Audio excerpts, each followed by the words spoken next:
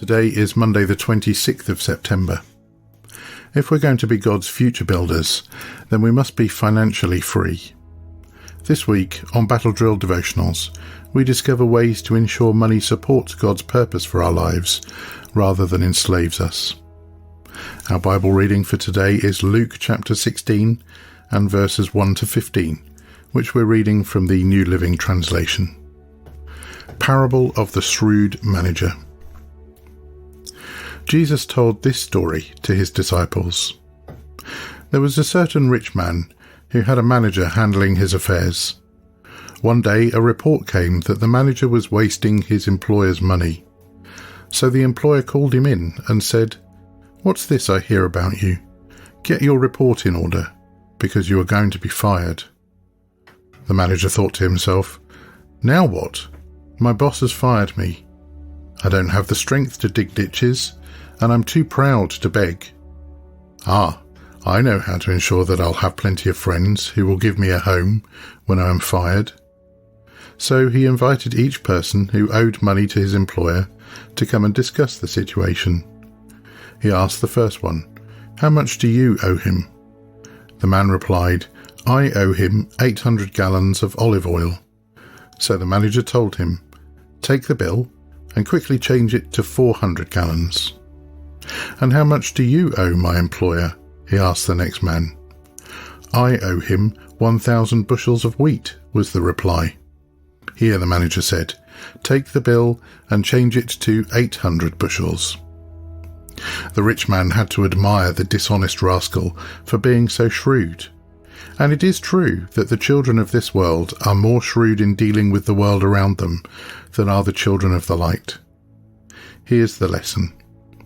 Use your worldly resources to benefit others and make friends. Then, when your possessions are gone, they will welcome you to an eternal home.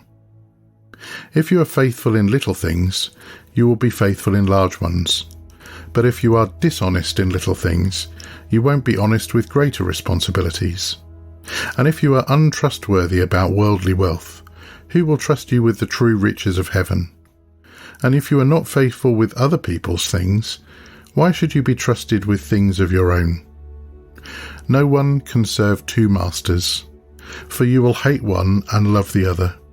You will be devoted to one and despise the other. You cannot serve God and be enslaved to money." The Pharisees, who dearly loved their money, heard all this and scoffed at him. Then he said to them, "You like to appear righteous in public, but God knows your hearts. What this world honours is detestable in the sight of God." Amen.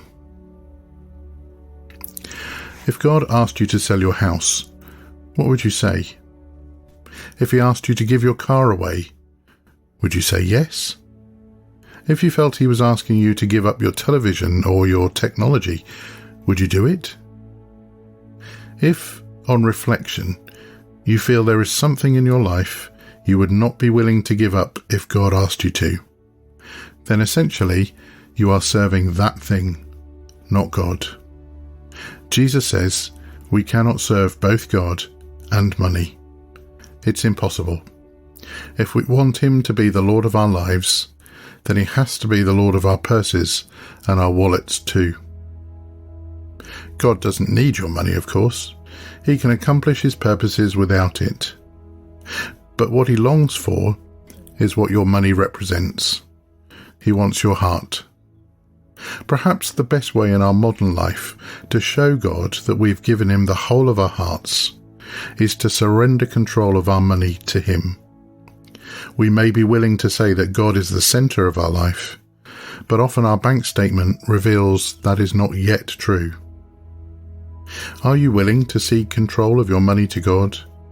If so, then you will find the freedom to be his future builder, and he will use it in service to him and to others.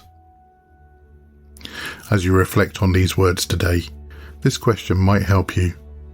What can you start doing today so that the way you use your money reflects who or what you want your master to be?